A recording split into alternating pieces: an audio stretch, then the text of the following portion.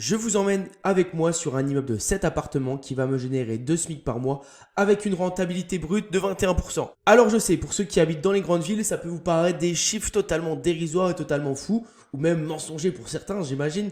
Mais c'est des chiffres qui sont réels. Je vais vous emmener sur le chantier, je vais tout vous expliquer. Je vais vous montrer la preuve d'achat, je vais également vous montrer le prêt. Parce que oui, sur ce projet, j'ai fait un prêt à 110%, sans apport avec 2 ans de différé. Pour ceux qui me connaissent pas, moi c'est Guillaume de Renta Locative. J'ai acheté 23 lots en 3 ans et demi d'investissement immobilier. Donc c'est pas 23 lots en une seule fois, vous l'imaginez bien, je l'ai fait en plusieurs prêts. Et tout ça, j'ai commencé l'investissement avec 1350 € de salaire. Alors non, je n'avais pas des parents super riches, je n'avais pas hérité d'un patrimoine énorme. J'ai essayé de constituer petit à petit mon patrimoine en essayant de mettre toutes les stratégies de mon côté et prendre les choses en main pour avancer petit à petit. Et dans cette vidéo, je vais vous emmener sur le chantier d'une de mes dernières acquisitions. Je l'ai acheté en novembre et pour vous situer un petit peu la chose, je l'ai acheté quand c'était 2 F2 et 2 F3 et il y avait un grenier qui était aménageable. Alors du coup, c'est un ami à moi qui m'a proposé l'opportunité, qui m'a montré que voilà, il avait entendu parler de ça, donc il m'a envoyé. Je suis allé visiter avec lui et j'ai fait une offre. Ce projet-là, le problème, c'est qu'il y avait pas mal de soucis. Il y avait un squatter, j'étais au courant. Il y avait une locataire qui payait 1 mois sur 2. Donc je savais que c'était un petit peu le bordel quand j'achetais. Mais je me suis dit aussi qu'il y avait un potentiel qui était hyper intéressant. Parce que à cet endroit, 4 appartements, au prix où je l'ai acheté, je vous explique tous les chiffres à la fin de la vidéo, je me suis dit c'est quand même intéressant. Et à ce moment-là, pour vous dire, j'avais même pas pensé à faire les 7 appartements. Donc même en ayant cette disposition avec 4 appartements au prix auquel je l'ai acheté avec les travaux qu'il y avait, c'était quand même un bien hyper rentable. Au fur et à mesure du temps, j'ai vu que les appartements étaient desservis pour créer 7 F2. Donc vous imaginez bien que ça a explosé ma rentabilité une fois que j'ai compris ça. Mais le problème était toujours le même. Il y avait un squatter et une fille qui payait pas. On se retrouve tout de suite sur le chantier où je vous filme ça directement. Alors, on est sur le chantier, on est ici, vous voyez, c'est un immeuble qui est assez haut. Vous le voyez, la camionnette s'est rénovée. J'en ai déjà parlé dans d'autres vidéos. C'est ma société de travaux que j'ai créée. Au fil du temps, j'ai commencé à acheter des immeubles de rapport. J'avais plein de travaux. Je devais appeler un plombier, un électricien, un plaquiste, un menuisier. Donc je me suis dit, autant créer une société de travaux, de convaincre tout le monde de me rejoindre et de créer la société de rénovation intérieure. Donc ça, c'est ma société qui rénove actuellement tous mes immeubles. Donc voilà, vous le voyez, pas mal de places de parking, assez dégagé, il y a beaucoup de place pour se garer. C'est un immeuble qui est mitoyen, vous l'imaginez bien. Ici, il y a une cave. Voilà, la mitoyenneté, je vous montre comment elle s'arrête. Elle s'arrête au moment là où il y a la façade qui change de couleur. Donc, ça se dessert en 3 étages. Donc, il y a le rez-de-chaussée où on est en train de faire 2 appartements. Le premier étage qui est déjà loué, qui est actuellement en disposition de F3. Le deuxième étage qui est également loué, mais c'est un F2 et il y a un autre F2 à refaire. Et le dernier étage qui est un grenier en fait, qui est du coup le R+3. Je vous montre tout de suite sur le chantier comment ça se passe. Donc vous le voyez, le quartier est calme. Et ça, c'est une chose que je voulais aussi vous faire part. C'est hyper important d'acheter l'emplacement. On n'achète pas forcément un immeuble, on n'achète pas forcément une rentabilité. On achète déjà un remplacement et on fait tout pour améliorer la rentabilité. Alors bien sûr, vous n'avez pas acheté un bien locatif, un immeuble, en vous disant c'est bon, j'ai acheté le bon emplacement et je vais tripler les loyers. Alors que si les loyers sont déjà élevés, vous pouvez pas les tripler. C'est hyper important de connaître son marché. N'achetez pas si vous ne connaissez pas. Donc vous le voyez, quartier calme, endroit calme. Mais comme je vous l'ai dit, c'est pas hyper calme s'il y avait un squatter et un locataire qui paye pas. Après, c'est une gestion de l'ancienne propriétaire. Donc on rentre directement dans les communs. Vous le voyez, c'est pas des communs qui donnent envie de s'y installer, de manger dedans. Vous voyez, c'est rose, c'est pas beau, ça manque de peinture, ça on le fera à la fin des travaux.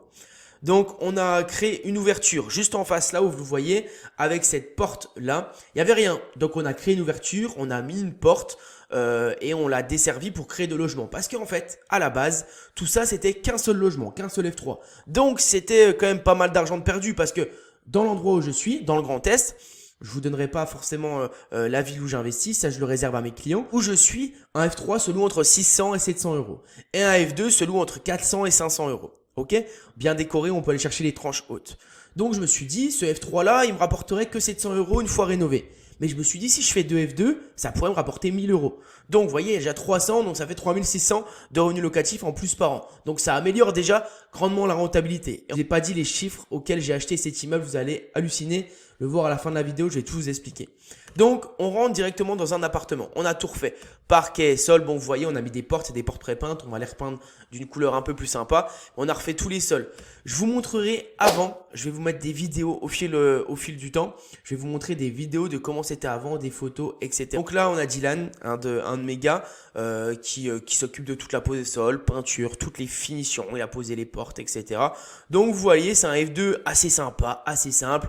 Petite salle de bain. Là, on aura une paroi, on a fait une douche à l'italienne. On aura une paroi fixe. On aura le meuble vasque ici et le WC là. Et on pourra rentrer comme ça. Donc, ça va être une belle prestation. On va mettre des belles dalles PVC murales. Ça va être super sympa. Je vous mets des photos d'avant comment c'était. Là, on a créé cette cloison. Il n'y avait pas du tout de salle de bain en fait. C'était, il n'y avait rien du tout vraiment. Je vous montre une vidéo. Vous allez voir que il fallait s'imaginer et se projeter. Et ça, c'est un point auquel je voulais vous avertir également, c'est que c'est hyper important de se projeter. Quand je suis arrivé dans l'immeuble et que j'ai vu la propriétaire, l'ancienne propriétaire, elle était totalement démunie. Elle s'est dit, bah voilà, j'ai des locataires qui payent pas, j'ai pas assez d'argent pour refaire. Là, en plus, c'est un gros appartement, donc c'est compliqué de faire. Et moi, quand je suis arrivé, j'ai tout de suite dit, purée, il y a moyen de faire 2 appartements en bas. Il y avait 2 portes qui étaient, mais il fallait créer une autre porte, etc. Créer d'autres points d'eau, donc c'était un peu le bazar. Mais il y avait moyen de faire.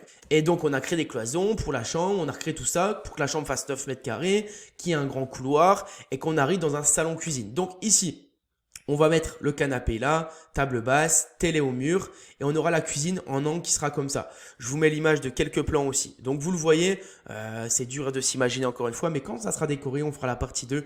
Vous allez voir, vous allez vous dire, ah oui, c'est vrai, ça aurait pu être sympa dans cette méthode. Ok, donc voilà, le couloir, tout simple, un petit F2. Donc la cloison là, la deuxième porte, vous voyez à gauche tout de suite où il y avait Dylan, c'est une chambre qui a été créée totalement. Il n'y avait rien et du coup, il y avait de la place perdue, il y avait une grande entrée. Donc je me suis dit, il faut créer une deuxième chambre parce que un studio et un F2, ça se loue pas du tout de la même façon. On revient ici, on arrive forcément dans l'entrée, on est en train de tout refaire, donc c'est un peu le chantier, on va dire. On arrive directement dans le deuxième appartement. Celui-ci est un petit peu plus gros. Le premier faisait 35 mètres carrés et le deuxième il fait 41. Donc on arrive ici, j'ai fait une tête de cloison pour mettre à gauche, voilà, soit un petit bureau, soit faire un petit dressing. Je ne sais pas encore à l'heure actuellement où je vous tourne cette vidéo parce qu'on n'a pas encore fini de l'agencer celui-là. Le premier va être fini, je vous ferai une partie 2 quand tout sera fini, les deux et un appartement au premier étage. Donc voilà, on va faire ça, on l'a créé aussi. On va faire un dressing ou un petit bureau, je sais pas. Donc pareil, le couloir a été créé, cette cloison que vous voyez, tout a été créé. Toutes les cloisons qui sont ici ont été créées. Comme c'était des studios, c'était un F3, mais c'était 2 grands studios, et ben j'ai créé des cloisons pour faire un F2. Et ça, il faut l'imaginer. Donc là, c'est en chantier, on est en train de faire les enduits, on est en train de faire les bandes à joints. Là, c'est Florian aussi, un gars qui est avec moi. Là, on a la chambre qui est ici, il est en train de tout enduire. Ici, on a la salle de bain qui sera là. Donc voilà, je vous fais rapidement l'état et le tour de toutes les pièces. Et là, pareil, même disposition, salon, cuisine, cette fois-ci. Et le salon de l'autre côté avec le canapé et la télé au mur. Donc vous le voyez, appartement très simple, mais qui propulse à la rentabilité en fait, parce qu'il n'y avait rien du tout et maintenant on a une super rentabilité. Je vous montre tout l'immeuble et je vous fais un point par la suite sur tous les chiffres. Donc, les communs, vous le savez, il faut que ça soit une notion de priorité. Je vais pas faire les communs tout de suite alors qu'on a encore 5 logements à faire. Mais vous le voyez, le commun, c'est un squat. Il pourrait avoir du deal de drogue dedans tellement il fait peur. Ici, c'est loué. Il y a un couple de papy et mamie qui sont là. Ils sont très bien, ils sont très calmes. Il n'y a aucun souci. Donc ça, c'est un point que je voulais aussi soulever avec vous. C'est-à-dire que quand j'ai acheté cet immeuble, il y avait déjà des locataires, il y en avait qui payaient pas, il y avait même un squatteur. C'était une opération qui était rentable à 10 ou 11%, je sais plus, donc très bonne opération, mais dans les coins où je suis, encore une fois, je remets dans le contexte, c'est pas exceptionnel non plus. Donc je l'ai quand même acheté par rapport aux autres immeubles que j'avais, mais je me suis dit qu'il y avait moyen de totalement le rentabiliser et essayer de l'améliorer par la suite. En fait, c'est aussi c'est ce qu'on appelle le product minimum viable. En gros, c'est se dire que il y a pas tout qui est parfait sur le moment, il y a pas tout qui est super. Il y en a qui payent pas, les logements ils sont à refaire, la rentabilité on n'est pas sûr à 100%, mais c'est pas grave, c'est ok. On va essayer d'améliorer ça par la suite parce que si vous attendez d'acheter un immeuble vide de 5 appartements où il y a de la rénovation mais pas trop, où il y a un budget de travaux conséquent mais pas trop, et il y a qu'un locataire mais il est super, il est génial, bah vous allez jamais trouver. Des fois il faut acheter la galère, il faut mettre la main un peu dans le cambouis pour rester poli. Et voilà, et c'est ce qui s'est passé sur ce logement. Donc, il y a des locataires qui sont en place actuellement. Il y en a toujours une qui paye moyen, mais j'ai réglé le problème, je vous explique par la suite dans la vidéo. Et ces locataires-là, j'ai trouvé un deal avec eux. Donc, on poursuit tout de suite la visite de l'immeuble. Ok, donc voilà, on monte les escaliers. Plus on monte, pire c'est. Donc là, je montre où les locataires ils habitent. Plus on monte, pire c'est. Là, il y a un peu de tout, frigo, c'est même un appartement sous le palier. À gauche, vous voyez la porte un peu défoncée. C'est la locataire qui payait pas. En fait, elle avait des problèmes avec le squatter qui était là. C'est n'importe quoi cet étage. Il y en a une qui paye pas et il y a le squatter qui est à côté. Il lui a défoncé la porte ou je sais pas ce qui s'est passé avant. J'étais pas là, j'ai pas envie de savoir, je l'aurais dit. C'est pas mes histoires. Donc nous, on a mis, vous le voyez, on a mis des équerres sur les portes pour qu'il y ait plus personne qui rentre. On fera ce logement. Ce logement-là, je peux pas vous le faire visiter. Je vous le ferai dans une autre partie, j'espère. Parce que c'est vraiment, voilà, c'est un squat quoi en fait. Donc il y a rien qui va. Donc voilà, condamné pour que plus personne puisse revenir. Donc voilà, cet étage, c'est pas le plus fameux. Et en haut, c'est là où il y a le grenier. Donc je monte, je crois, juste pour vous montrer. Mais pareil, on a condamné la porte. En fait, on n'a pas envie que quelqu'un d'autre revienne dans le logement en attendant qu'on ait fait tous les travaux. Depuis qu'on a fait les travaux, depuis novembre, là je vous tourne la vidéo en fin février, début mars. Y a personne qui est revenu, tout s'est bien passé, mais ça c'était au tout début, donc on a préféré laisser et commencer par le bas. Alors je sais, il y en a qui vont me dire pourquoi vous n'avez pas commencé la rénovation vers le haut. Bah c'est parce que on n'avait pas le choix, on préférait faire le bas rapidement, tout démolir et refaire directement les deux logements et monter petit à petit. Donc voilà pour la visite de cet appartement. Cet immeuble, à la fin des travaux, va me générer 3500 € de loyer par mois.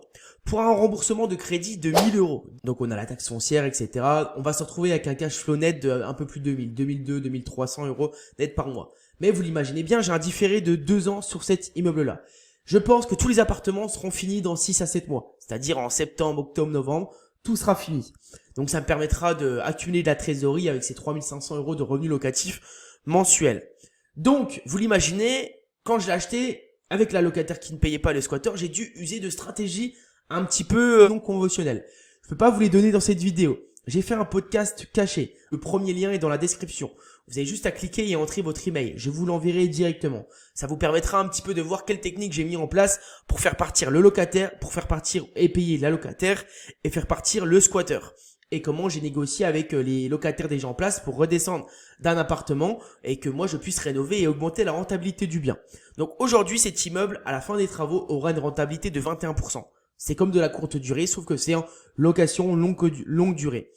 Je vous ai mis tout au long de cette vidéo des images un petit peu pour que vous puissiez voir comment c'était avant. L'important dans une rénovation de ce type, c'est de se projeter. Donc pour se projeter, on fait quoi? On fait des plans. Je vous mets juste ici des plans que j'ai réalisés. C'est des plans tout simples sur le logiciel qui s'appelle Cozy Casa. Vous faites des plans, vous prenez un métré et comme ça vous permettra aux personnes qui travaillent avec vous, donc moi c'est mes salariés, donc il n'y a aucun souci, je leur montre les plans et ils le font. Le plus important dans des surfaces de ce type, dans des studios, des F2, c'est quoi? C'est la décoration. Honnêtement, vous devez faire une décoration qui est irréprochable. Vous pouvez me faire une rénovation qui est pas tip top, il y a de la peinture, il y a des enduits qui sont mal faits, mais si vous avez une décoration qui est irréprochable, surtout si c'est des meublés, ça se louera comme du petit pain. Ça se louera vraiment comme du petit pain. Mais vous devez avoir une décoration qui est parfaite. Des tableaux, je sais pas, un peu de couleur, un beau tapis, des plantes. C'est bête, mais c'est ce qui fera la différence dans le locatif. Je vous montrerai de toute façon une partie quand tout sera loué sur cet immeuble et sur tous mes autres immeubles.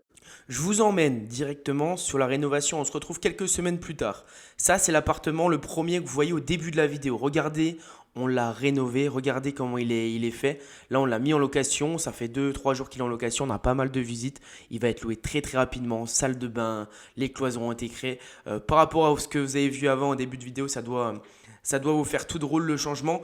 Mais voilà, regardez des petites décos, du papier peint. On a essayé d'optimiser au maximum. Donc voilà. J'espère que cette vidéo vous a plu, on fera d'autres parties. Si ce type de vidéo vous plaise, laissez un petit commentaire, ça serait super. Si ça vous plaît encore plus, vous vous abonnez. Et si ça vous plaît extrêmement, vous partagez ça à quelqu'un qui s'intéresse à l'investissement immobilier, à la SRL de famille, à la fiscalité. Donc voilà, c'était Guillaume de Renta Locative. Avant de partir, les liens en description vous permettent de vous inscrire à la newsletter, d'obtenir le podcast dont je vous parlais. Donc voilà, je vous souhaite une très belle journée, très belle soirée ou très belle matinée. Par rapport au moment où vous regardez la vidéo, c'était Guillaume de Renta Locative. Ciao!